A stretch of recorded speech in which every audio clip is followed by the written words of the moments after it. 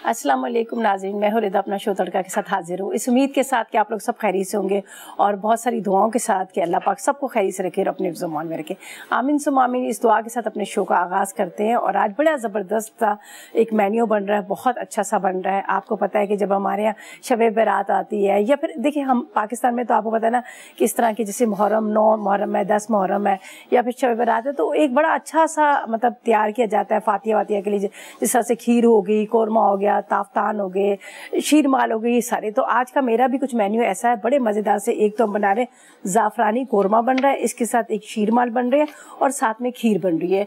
तो ये 3 रेसिपीज़ हैं जो मैं आपके साथ शेयर करूंगी और तीनों जो रेसिपीज़ जो है ये आपके घर में, ज़रूरी नहीं है कि आपके घर में कोई जिस तरह के हों, जिस तरह से मैंने बात की कि मुहर्रम हुए या शब बारात हुई, वैसे भी आम रूटीन में भी हमारे घरों में ही बनता है, खाया जाता है और पसंद किया जाता है। तो आज की जो रेसिपीज़ मैं आपके साथ शेयर कर रही हूँ ये तीनों प्रॉपर एक मेन्यू है जिसको आप मतलब बना सकते हैं अपने घर में, जो दावत वगैरह है उसमें बना सकते हैं। तो यहाँ पर हम चलते हैं अपनी फर्स्ट रेसिपी की तरफ, जो यहाँ बना रही हूँ बड़ा ज़बरदस्त सा एक आपके साथ शेयर कर रही हूँ यहाँ पर कौरमा। ठीक है जी, और ज़ाफ़रानी कौरमा है जिसमें हम ज़ाफ़रान का इस्तेमाल करेंगे और ये बड़ा मज़ेदार सा होता है। ये ख़ास मतलब जिस तरह से कोई दावत होती है, कोई ऐसे त्यौहार होते हैं उसमें बनता है। तो अज्जा पहले नोट कर लीजिएगा। इसके लिए हमें मटन चाहिए आधा किलो, प्याज 3 अदद चाहिए, ऑयल 1 कप चाहिए, ज़ाफ़रान आधी चाय का चम्मच, दूध 1 कप चाहिए, तेज़ पत्ता 1 अदद चाहिए, दालचीनी का 1 टुकड़ा, हरी इलायची 6 देता है, खसखस 1 खाने का चम्मच है, साबुत काली मिर्च 1 चाय का चम्मच है। इसके बाद हमें चाहिए यहाँ पर अदरक लहसुन 1 चाय का चम्मच और 1 खाने का चम्मच, नमक 1 चाय का चम्मच, हल्दी आधी चाय का चम्मच, पिसी लाल मिर्च 2 चाय के, चंद कतरे केवड़ा एसेंस के और पिसा गरम मसाला आधी चाय का चम्मच, जीरा 1 चाय का चम्मच, बारीक कटी हुई अदरक हस्बे ज़रूर ले लीजिए, हरी मिर्चें, हरा धनिया हस्बे ज़रूर लेंगे।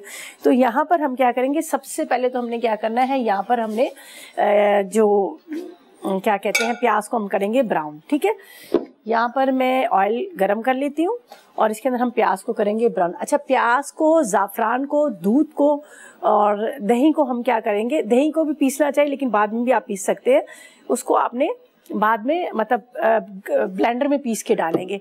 तो ये एक बिल्कुल घुला हुआ मुलायम वाला कौरमा है, वरना ये होता है दानेदार कौरमा होता है, वो थोड़ा इस तरह से होता है कि उसमें प्याज को पीसा नहीं जाता। तो लेकिन ये मैं ज़ाफ़रान के साथ इसको पीस लूँगी। तो यहाँ पर मेरे पास ज़ाफ़रान है जिसको मैं क्या करूँगी, दूध में डाल दूँगी। ये देखिए ज़ाफ़रान मेरे पास रखा हुआ है, ये बड़ा अच्छी इसकी खुशबू है। अगर आपके पास नहीं है तो आप इसकी जगह एसेंस का भी इस्तेमाल कर सकते हैं। अच्छा जी, यहाँ पर हम प्याज को करते हैं स्लाइस में कटिंग करके। प्याज जब तक हमारी प्याज जो है फ्राई होगी और इतनी देर में हम क्या करेंगे, बाकी के जो इंग्रेडिएंट्स हैं उसको हम जिस तरह से आपने पीसना है या फिर आपने इसको बॉईल करना है तो वो आप उसको साथ में कर लीजिएगा। चलें जी, बिस्मिल्लाहिर्रहमानिर्रहीम। खीर के लिए मैंने राइस बॉईल कर लिए हैं। देखिए जब हम यहाँ पर टीवी पे शोज़ कर रहे होते हैं तो हमारी कोशिश होती है कि हमारी जो भी रेसिपीज़ हैं वो प्रॉपर तरीके से तैयार हो। ठीक है, और थोड़ा सा टाइम को भी बचा रहे थे। तो मैंने चावल को बॉईल करने रख लिया, तो हम बॉइल्ड राइस जब उसमें डालेंगे तो बड़ी जल्दी जो है वो खीर जो हमारी तैयार हो जाएगी। सही है, अब इसका इंतज़ार करते हैं जब तक ये यहाँ पर अच्छी तरह से ऑयल गर्म हो जाएगा। बस गोश्त का थोड़ा सा होता है, मैंने इसमें थोड़ा मीट टेंडराइजर लगा लिया, बस आपको पता है गलाने के लिए ज़रा टाइम चाहिए होता है। तो जब तक गला हुआ नहीं होता तो आपको पता है फिर टेस्ट का इसका सही से आता नहीं है। खैर मैं हल्की आग पे इसको छोड़ दूँगी, आराम से ये पकता रहेगा। तकरीबन आप इसके अंदर प्याज ले लीजिएगा 1 पाव की जितनी, 3 प्याज लिखी हुई है तो 3 प्याज जो है वो 1 पाव की जितनी होती है। बिस्मिल्लाहिर्रहमानिर्रहीम।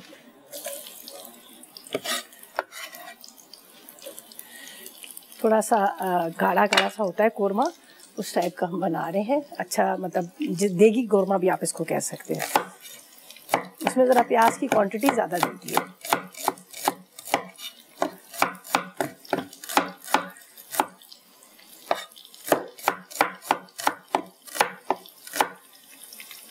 चलें जी, हम इसमें डालते हैं। जितनी देर में प्याज हमारी फ्राई हो रही है इतनी देर में मैं यहाँ पर सारे मसाले जो है वो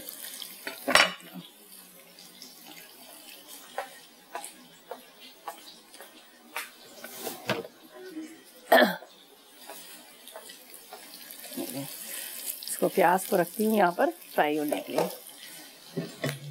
अच्छा जी, यहाँ पर मैं आपको मसाले बताती हूँ जिनका हमने इस्तेमाल करना है। ये क्या चीज़ है, अच्छा सॉल्ट है, नमक है। ये मेरे पास दही है, दही को तो हम क्या करेंगे अलग से उसमें डाल देंगे। मैं एक बॉल के अंदर एक बल्कि उसके अंदर सारे मसाले डाल देती हूँ। काली मिर्च, ज़ीरा, इसके बाद हल्दी, साथ में लाल मिर्च पाउडर,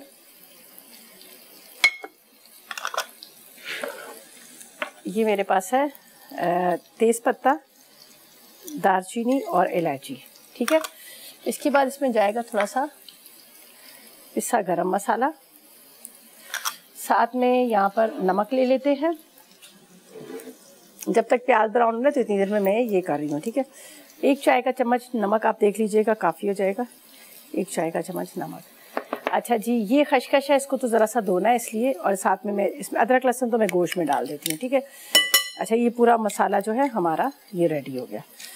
अब कौरमे का ज़रा सा होता है कि बड़ा खूबसूरत सा कलर आए, शक्ल बड़ी अच्छी आए, तो इस वजह से ये खशखश है, इसको तो थोड़ा धो के डालूंगी। ज़ाहिर है इसमें आपको पता है कि मिट्टी होती है, तो ये थोड़ा मुझे इस चीज़ का ज़्यादा वो होता है कि इसको हम धो के इसकी मिट्टी नीचे बैठेगी, फिर हम इसको ऊपर से निकाल के ये हम इसमें डाल देंगे। तो इसको फ़िलहाल मैं इसमें पानी में सोख करके रखती हूँ, फिर मैं इसको छन्नी से छान लूँगी। सही है। अच्छा, यहाँ पर है मेरे पास ये है केवड़ा, जो आपको पता है एक तो होता है पानी वाला, बिल्कुल बॉटल भरी होती है, ये एसेंस है, तो इसमें चंद कतरे हम डाल देते हैं ताकि इसमें खुशबू जो है बड़ी ज़बरदस्त किस्म की। एक तरह से आपका कोरमा मसाला पूरा रेडी हो गया। अच्छा, प्याज को देखते हैं यहाँ पर। चलिए, बस आपने इसको चम्मच चलाते रहना ताकि हर तरफ से ये हो जाए। और ये हमारे पास बाकी की चीज़ें यहाँ पे रख देते हैं। ये जो दूध है 1 कप, अक्सर हम पानी डालते हैं, पानी के साथ इसका दूध का डाल देंगे तो बड़ा अच्छा सा इसका टेस्ट आएगा और कलर भी बड़ा अच्छा आएगा। ये मेरे पास ज़ाफ़रान है, ये मैं इसमें ज़ाफ़रान डाल देती हूँ, जिसको हमने यहाँ पर ब्लेंडर में डालेंगे तो सारी चीज़ें मिक्स हो जाएंगी। सही है, ये मैंने हटा दी और यहाँ से अब मैं खशखश को थोड़ा सा इसमें मिक्स करती हूँ और ये छन्नी में मैं इसको छान लेती हूँ जब तक प्याज हमारा ब्राउन हो रहा है। बस इसमें असल में मिट्टी बहुत होती है, इसलिए इसका ख्याल करना पड़ता है। बस नीचे का आपने रहने देना है, नीचे बहुत ज़्यादा मिट्टी होती है तो उसको आपने नहीं डालना। ये भी इसके अंदर ही डाल देते हैं। पूरा हमारा मसाला जो है ये रेडी हो गया। ठीक है जी, अब प्याज को निकालेंगे, प्याज को ब्राउन करके इसको हम डालेंगे ब्लेंडर के अंदर, पीस लेंगे। इतनी देर में गोश्त और मसाले को हम हल्का सा भून लेंगे। तो यहाँ पर प्याज जो है हमारा फ्राई हो रहा है और इसको आपने बहुत ज़्यादा काला नहीं करना, जिस तरह से गोल्डन ब्राउन होता है उस तरह से आपने इसको करना है, ताकि ये जो है कि मतलब आपके कोरमे की रंगत जो है खूबसूरत आए, डार्क कलर की ना आए, काली ना आए। सही है, चले जी। अच्छा जी, इसको सिर्फ ब्राउन करके निकालते हैं। तो मैं क्या करूँगी, गोश्त इसमें डालूंगी, मसाले आपके सामने डाल लें, ब्रेक पे जाते हैं, वापस आएंगे तो आगे क्या करना है वो हम आपको बताएंगे। फिलहाल लेंगे एक छोटा सा ब्रेक। जी, तो वेलकम बैक। ब्रेक से वापस आ गए हैं। तो ब्रेक पर जब जाने लगे थे तो मैंने कहा प्याज को मैं फ्राई करके निकाल देती हूँ। ये देख लीजिएगा, प्याज हमारी फ्राई हो चुकी है। ठीक है, अब मैंने क्या किया था, यहाँ पर जो गोश्त था, गोश्त को मैंने इसी पानी के और इसी ऑयल के अंदर डाल दिया। ठीक है, ऑयल के अंदर डाल दिया और ऑयल के अंदर क्या है कि ये अभी आप देखें ये थोड़ा सा फ्राई हो रहा है। सही है, ये थोड़ा सा फ्राई हो रहा है यहाँ पर। सही है, अब यहाँ पर है मेरे पास ये मसाले। अभी मैंने आपके सामने सारी चीज़ों को मिक्स करके रखा था। यहाँ पर मैं आपको बता देती हूँ, काली मिर्च, ज़ीरा, ज़ीरे के साथ तेज़पत्ता, दालचीनी के साथ काली मिर्च, पिसा धनिया, हल्दी, लाल मिर्च पाउडर और छोटी इलायची। ठीक है, ये इसके अंदर चला जाएगा।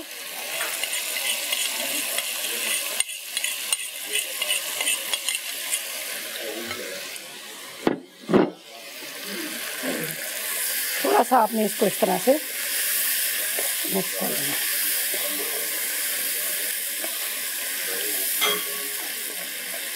अब इसकी बड़ी मज़े वाली खुशबू आ रही है।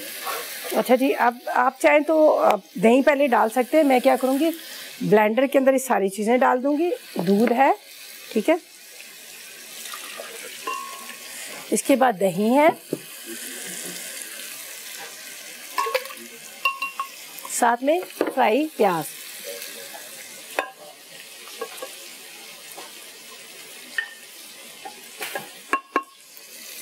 ये हम इसमें डाल देते हैं। अच्छा, केवड़ा था वो भी मैंने इसी में डाल दिया। सही है, अब हम इसको ब्लेंडर को चलाते हैं अच्छी तरह से और हम इसको रख देंगे, ठीक है।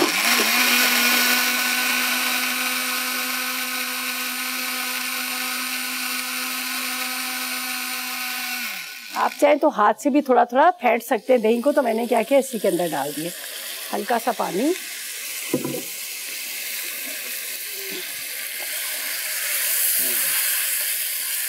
ये बड़े मज़े की इस वक्त खुशबू आ रही है यहाँ पर, ये देख लीजिएगा।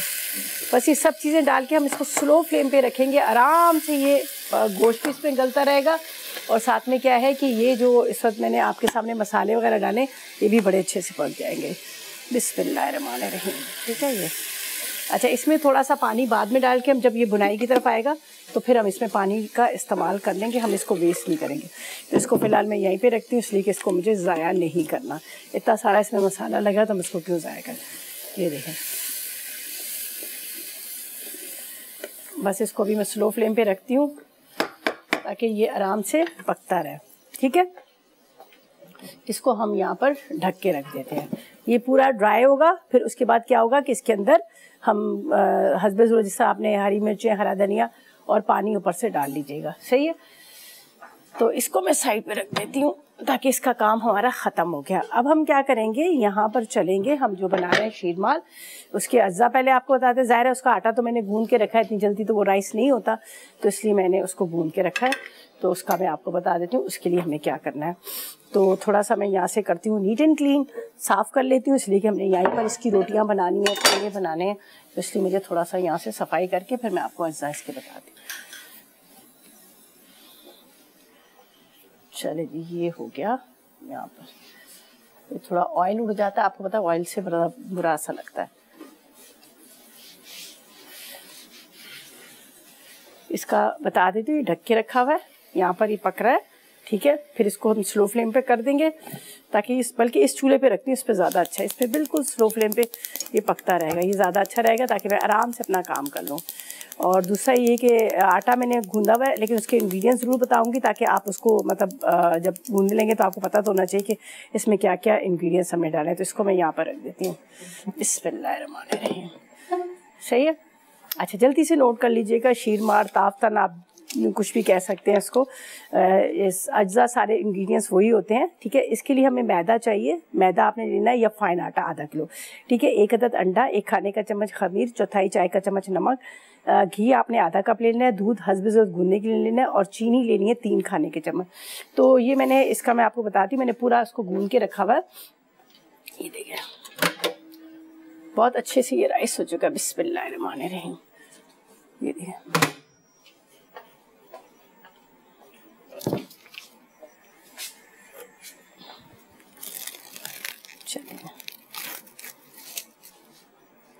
इसको आपने निकालना है। ये देखिए बहुत ज़बरदस्त किस्म का ये हो चुका है, राइस हो चुका है। थोड़ा सा आपने ये मैदा है, इसको आप डस्ट कर सकते हैं यहाँ पर। चलेंगे, बस एक दफ़ा अच्छे से इसको गूंद दीजिएगा, ठीक है। जब अच्छे से गूंद लेंगे ना तो फिर आपके जो इस सारा जो काम होता है ना, इनकी गुंदाई का होता है। जब ये सॉफ्ट और मज़ेदार बनते हैं कि इसको अच्छी तरह से गूंदा जाता है, फिर उसके बाद लेकिन ये कि गूंद के कुछ 1-1.5 घंटा रख दीजिएगा। आजकल तो थोड़ा सा मौसम ठंडा सा हो गया बारिश के बाद, तो उसकी वजह से ये थोड़ा राइस होने में टाइम लग रहा है, ठीक है। लेकिन इसको आपने गुंदाई अच्छे से करनी है, ये आप देख लेंगे। अच्छा, वैसे जो बना रहे होते हैं पता है वो क्या करते हैं, वो तो खूब हाथ से या फिर वो मार्बल के ऊपर पटक के ना इसको कर रहे होते हैं, तो उससे इसकी सारी एयर भी निकल जाती है और ये बड़े अच्छे से ये आराम से ये आपको सॉफ्ट और कलर भी बड़ा खूबसूरत इसका आ जाता है। अच्छा, इसमें शुगर भी डाली है आपने, भी थोड़ी सी चीनी ज़रूर डालिएगा, उससे इसका टेस्ट बड़ा मज़े का आता है और ये चाय के साथ भी बड़े अच्छे लगते हैं। ये देखिए मैं पहले इसको कर लूँगी, फिर हम खीर की तरफ आ जाएंगे। एक तो हमारा जो फर्स्ट रेसिपी थी जो कोरमे की, वो तो तकरीबन हो ही गई है। अब इसको आपने जितने हिसाब से आपने इसके रोल करने हैं उस हिसाब से आप कर लीजिएगा, फिर इसके बनाकर एक ट्रे में हम रखते जाएंगे।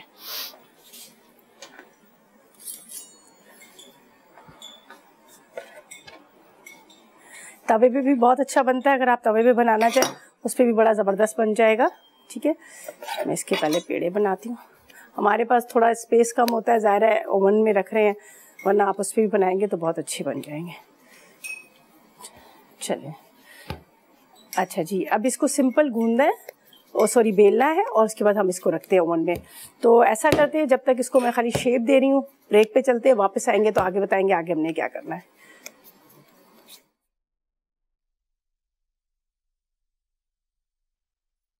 जी, तो वेलकम बैक। ब्रेक से वापस आ गए हैं, और यहाँ पर मैंने कहा चले, असल में ये होते तो बड़े हैं, ज़ाहिर है हमारे पास जितना स्पेस होगा हम उसी हिसाब से बना रहे हैं। तो मेरे पास जो इस वक्त ओवन की ट्रे रखी है, तो उसी के अंदर ही मैं इसको क्या करी हूँ, इस तरह से आपने इसको शेप देना है। ठीक है, अच्छा, इसका ये है कि अगर आप थोड़ी देर इसको पेड़े बना के रखेंगे 15-20 मिनट के लिए, तो ये बड़ा अच्छा सा राइस सा हो जाता है, तो फिर आराम से आप इसको शेप दे सकते हैं। तो अभी खैर ये मैंने फ़ौरन इसके पेड़े बनाए, तो इतनी जल्दी ये नहीं हो रहा, लेकिन बहरहाल मैं इसको यहाँ पर रख रही हूँ, और रखने के बाद हम इसको इस तरह से, ये इस तरह से आपने शेप दे देना है। ठीक है, फिर उसके बाद हम इसको रख देंगे पकने। ये थोड़ी जगह कम है, खैर कोई बात नहीं। आप इसी तरह से हाथ से इसको शेप दे सकते हैं, बेलन से बेलने की ज़रूरत नहीं है, आप हाथ से इसको बड़ा अच्छा सा शेप इसका आ जाएगा। अच्छा, थोड़ी देर के लिए मैं इसको छोड़ूंगी, फिर उसके बाद हम क्या करेंगे, इसको ओवन में रखेंगे ताकि ये थोड़ा सा और राइस हो जाए तो ज़्यादा अच्छा रहेगा। राइस होंगे तो ज़्यादा वो सॉफ्ट भी होंगे, वरना ये हार्ड होंगे, तो ये बस थोड़ा सा ख्याल करना पड़ता है। और तवे पर भी बड़े अच्छे बन जाते हैं, अगर आप तवे पर बनाना चाहें तो भी बड़े अच्छे बन जाएंगे। उसका भी मैं भी आपको बता दूँगी कि तवे पर आप किस तरह से इसको बना सकते हैं।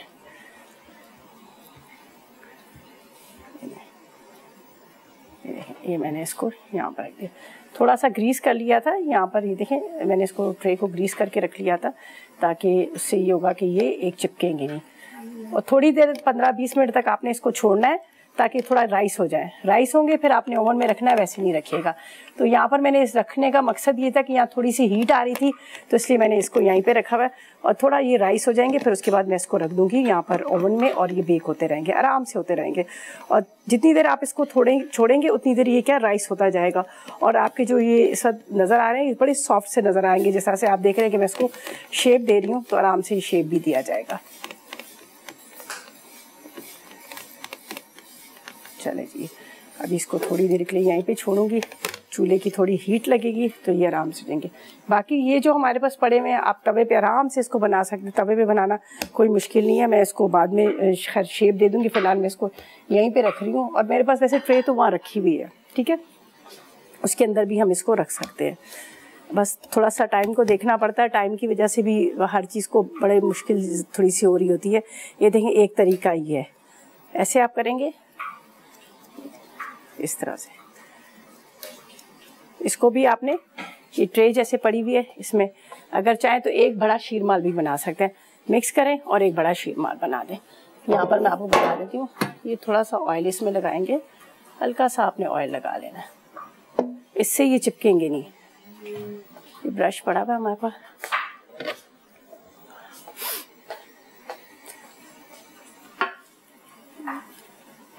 और इसी तरह से आप इसके ऊपर भी लगा लें। चलें जी, अब यहाँ पे मैं आपको बता देती हूँ किस तरह से आपने इसको शेप देना है।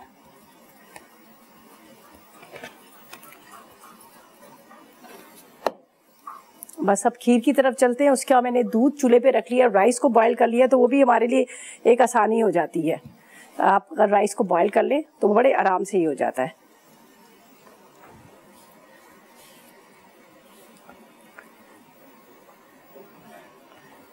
ये देखिए, इस तरह से शेप दे दिया।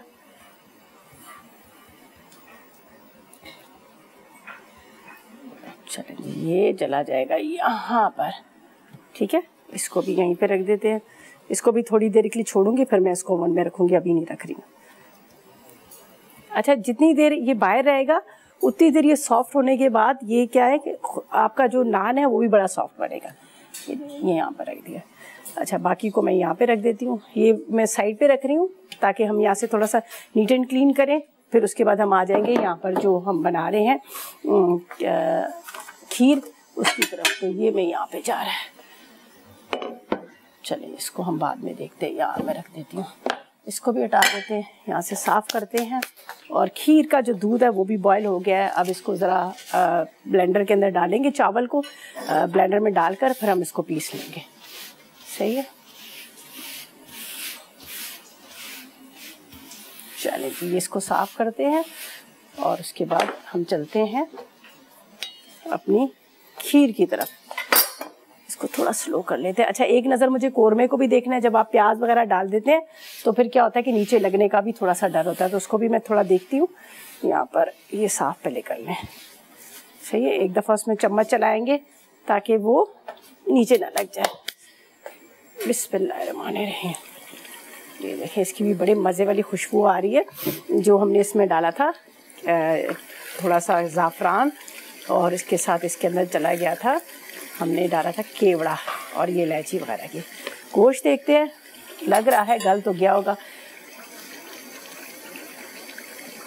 हाँ, थोड़ी सी कसर है, वो इंशाल्लाह हो जाएगा इसी में। रंगत आप देखें कितनी ज़बरदस्त किस्म की है। ये सारा जो है ना दूध की वजह से। चलिए जी, ये यहाँ पे रखते हैं, तो इसको थोड़ा कवर कर लेते हैं स्लो करके, बिल्कुल स्लो करके। अगर आपको लगे गोश्त गला नहीं है तो थोड़ा गर्म पानी करके इसमें डाल देकर ठंडा पानी दे। अच्छा जी, ये अब थोड़ा सा ये हो चुका है, राइस हो चुका है, ये जा रहा है ओवन में, ताकि इसको भी हम साथ साथ में करें।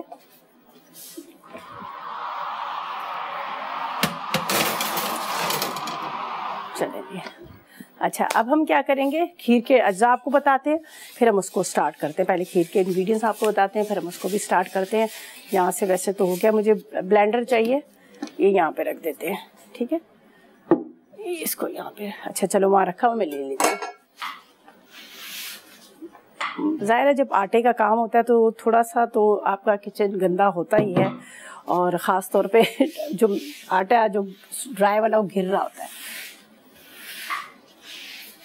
अच्छा, अब इंग्रेडिएंट्स आपको बताते हैं, फिर ब्लेंडर में डालकर हम चावल को पीसेंगे, दूध में जाएगा, और फटाफट इसको भी रेडी करते हैं। तो जल्दी से पेपर पेन ले लीजिएगा। शीरमाल हमने रख दी है वहाँ पर बनने के लिए, जब तक वो बन रहे हैं तो आपको जब तक इंग्रेडिएंट्स बताते हैं, इसका भी नोट कर लीजिएगा। और यहाँ पर जो हमारा कोरमा है वो भी तकरीबन रेडी है। अच्छा जी, इसके लिए क्या चाहिए, हमें आधा किलो आप ले लीजिएगा, और सॉरी इसका खीर का, और दोबारा वही रिपीट हो रहे हैं। अच्छा, इसके लिए दूध 1 लीटर, चावल 4 खाने के चम्मच, मक्खन 50 ग्राम, इलायची 2 अदद, चीनी 1 कप, बादाम 10 अदद, पिस्ता 10 अदद, नारियल 50 ग्राम, इसके बाद केवड़ा चंद कतरे, साथ में चांदी की वर्क हस्बे ज़रूरत है, जेली का 1 पैकेट ले लीजिए, कंडेंस मिल्क तकरीबन आपने ले लेना है इसके अंदर आधा कप ले लीजिएगा, और साथ में आपने इसमें खोया ले लेना है 1 पाव के इतना। तो यहाँ पर सारे अज्जा देख लीजिएगा रखे हुए। ठीक है जी, इसको मैं ग्राइंड करके सिर्फ दूध में डालती हूँ। ब्रेक पे चलते हैं, वापस आके आप बताएंगे कि आगे हमने क्या करना है, और फिलहाल लेंगे एक छोटा सा ब्रेक। जी, तो वेलकम बैक, ब्रेक से वापस आ गए हैं, और यहाँ पर क्या है ये देख लीजिएगा, क्या ज़बरदस्त कलर का ये एक शीरमाल मैंने इसके अंदर बीच बना लिया।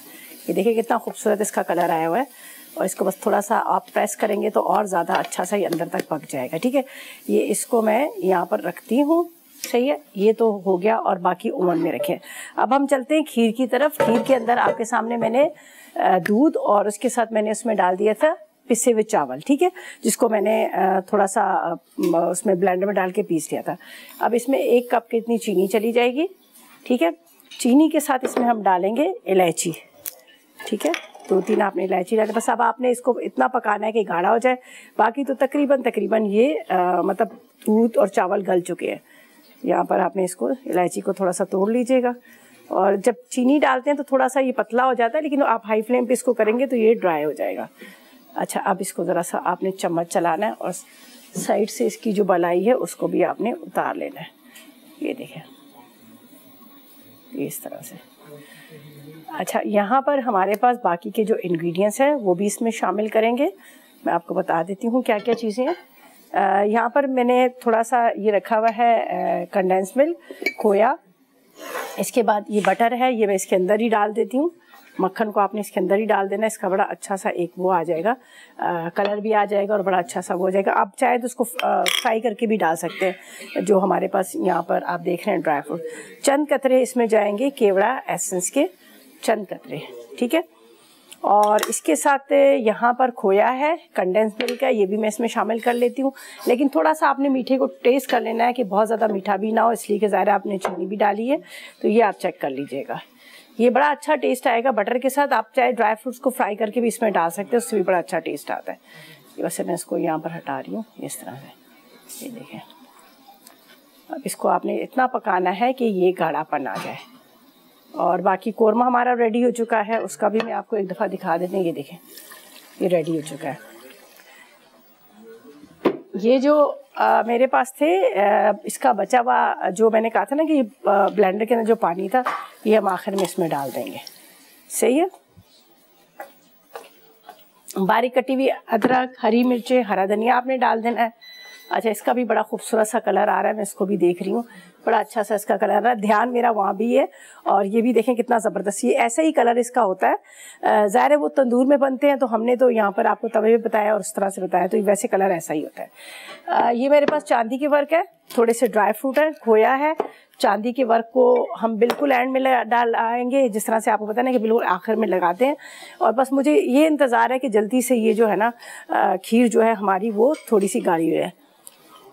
हाँ, ये देखें बहुत अच्छा इसका मीठा। अब इसमें जाएगा कंडेंस मिल्क। मीठा तो फिर मीठा होना चाहिए, फीका नहीं होना चाहिए। खीर है तो फिर आपको पता है थोड़ा सा मीठा होना चाहिए।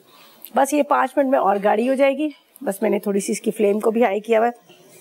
यहाँ पर हम साइडों से इसके किनारे छुड़ा देते हैं। सही है, तकरीबन ये भी रेडी हो चुकी है।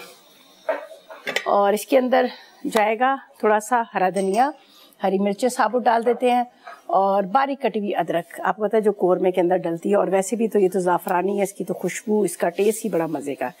यहाँ पर हम हरी मिर्चें इसमें डाल देते हैं, थोड़ा सा हरा धनिया। चलिए, ये हो गया। और थोड़ा सा हरा धनिया चॉप करके। चले जी, बिस्मिल्लाहिर्रहमानिर्रहीम। ठीक है, खीर काफ़ी हद तक गाढ़ी हो जाएगी और ठंडी होने के बाद भी बहुत गाढ़ी हो जाती है। ये हमारा कोरमा जो है रेडी हो गया। ठीक है, इसका कर देते हैं चूल्हा बंद। और ये तकरीबन ये प्रॉपर तरीके से रेडी हो गया। ये भी तैयारी है, बस थोड़ी सी 5 मिनट के लिए जैसे और पकेगी। अब डिश में निकालते हैं। ऊपर सारी चीज़ें जिस तरह से खोया है, उसके साथ जेली, बादाम वगैरह, ये हम सारे इसमें डालेंगे। ये देखें, ये थोड़े से आपने क्या करना है, बादाम पिस्तों को चॉप करके भी डाल दीजिएगा। तो उससे क्या होता है कि ये इसमें जब आप बाइट ले रहे होते हैं तो बड़ा अच्छा सा उसके ऊपर वो आ जाता है। चलें जी, इसका भी बड़ा प्यारा सा कलर आ गया। ये देख लीजिएगा, मेरा ध्यान ज़्यादा यही था। मैंने कहा ज़रा सा बस आपने यहाँ से वहाँ किया तो क्या होता है कि ये फिर ना वो हो जाता है, जल जाता है। तो इसको भी मैं ट्रे को निकाल लेती हूँ।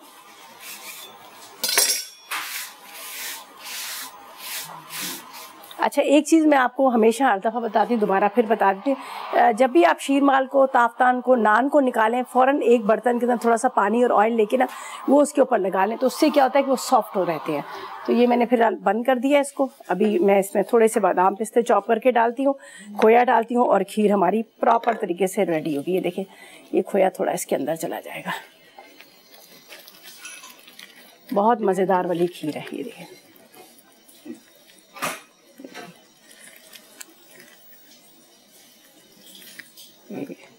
अब बस थोड़ा सा और पक रही है। देखिए, ठंडी होएगी तो और ज़्यादा गाढ़ी हो जाएगी। ज़रा से बादाम और पिस्ते चॉप करके इसमें डालते हैं, ताकि आप जब खाएं तो आपको बादाम और पिस्ते हर स्पून के अंदर, हर बाइट के अंदर आपको ये भी है। तो कुछ हम गार्निशिंग के लिए रख देंगे।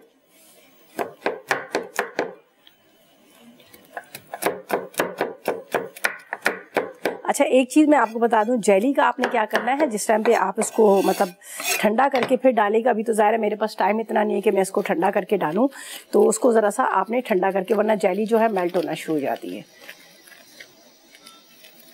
अच्छा जी, ये भी बस रेडी होगी। अब तकरीबन हमारी तीनों रेसिपीज़ कंप्लीट है। अब इसको डिश में निकालते हैं। ऊपर इसका थोड़ा सा मेकअप करेंगे चांदी के वर्क के साथ, जेली के साथ, और इसके साथ यहाँ पर कोरमा भी रेडी है, उसको भी निकालते हैं, और हमारे शीरमाल भी रेडी है। तो ऐसा करते हैं, चलते हैं रीकैप ब्रेक की तरफ। जी तो वेलकम बैक। ब्रेक से वापस आ गए हैं। बहुत मज़ेदार सी खीर तैयार हो चुकी है, बड़ी गाढ़ी मज़ेदार सी। कंडेंस मिल्क है, बटर भी इसके अंदर डाला है, उसके साथ ड्राई फ्रूट्स डाले हैं, खोया डाला है और ऊपर से मैंने जेली भी डाल दी है और बड़ा मज़ेदार इसका टेस्ट आता है। अगर आप इसको खूब ठंडा करके खाएंगे आपको बड़े मज़े का। कौरमे की देखिए रंगत कितनी खूबसूरत है, जितनी खूबसूरत इसकी रंगत है इतना ही मज़ेदार है, खुशबू वाला है। खूब अच्छी तरह से इसका मसाला मैंने ग्राइंड कर लिया था, प्याज दूध दही को ग्राइंड करके डाला, ज़ाफ़रान भी इसमें डाला है। खुशबू के साथ साथ इसका टेस्ट भी बड़े मज़ेदार। यहाँ पर आप देखें शीरमाल कितने ज़बरदस्त से बने। ये जो देखें मैंने तवे में बनाया, इसका कितना अच्छा कलर आया, इसको तवे में बनाया। आप अगर आपके पास ओवन नहीं है तो टेंशन लेने की ज़रूरत नहीं है, आप तवे पे भी बहुत अच्छा बना सकते हैं। और बाकी यहाँ पर देखें अच्छा बड़े सॉफ्ट बने हैं, ये नहीं कि आप कहें कि भी ये बिल्कुल ड्राई है। ये देखें सॉफ्ट वाले, एकदम से सॉफ्ट वाले बने। अमूमन इतने सॉफ्ट बनते नहीं है ओवन में। और यहाँ से भी इसका कलर देखें, कलर भी बड़ा खूबसूरत है और बड़े ज़बरदस्त से सॉफ्ट से बने हैं। अब आपको तंदूर के खाने की ज़रूरत नहीं है, घर में बनाए और मज़े लेके खाएं। खीर के साथ भी बड़ा अच्छा लगता है। मैं तो जब शादी ब्याह में कहीं जाती हूँ तो खीर के साथ खाती हूँ, बड़ा अच्छा लगता है। और यहाँ पर आप देखिए कौरमा, इसके साथ भी आप सर्व कर सकते हैं। तो तीनों रेसिपीज़ जो आपके साथ मैंने अभी शेयर की है, तीनों बड़ी मज़ेदार सी रेसिपीज़ है। आपके घर में दावत होती है, कोई मेहमान आता है तब भी आप बना सकते हैं। और उसके अलावा जिस तरह से बात की कि हमारे यहाँ कोई भी इस तरह के होते हैं, जिस तरह से मुहर्रम हुआ, शब बारात हुई, कोई इस तरह के होते हैं, तब उसमें भी आप इसको बनाकर आप इसको सर्व कर सकते हैं। और फातिया वगैरह जैसे दिया जाता है उस तरह से दे सकते हैं। तो बहरहाल ये थी हमारी आज की रेसिपी। यकीनन आपने नोट कर लीजिए, ट्राई कीजिएगा, फीडबैक दीजिएगा। कल मुलाकात होगी नई रेसिपीज़ के साथ। तक मुझे और मेरी टीम को इजाज़त दीजिएगा और दुआ में याद रखिए। अल्लाह हाफिज़ जी।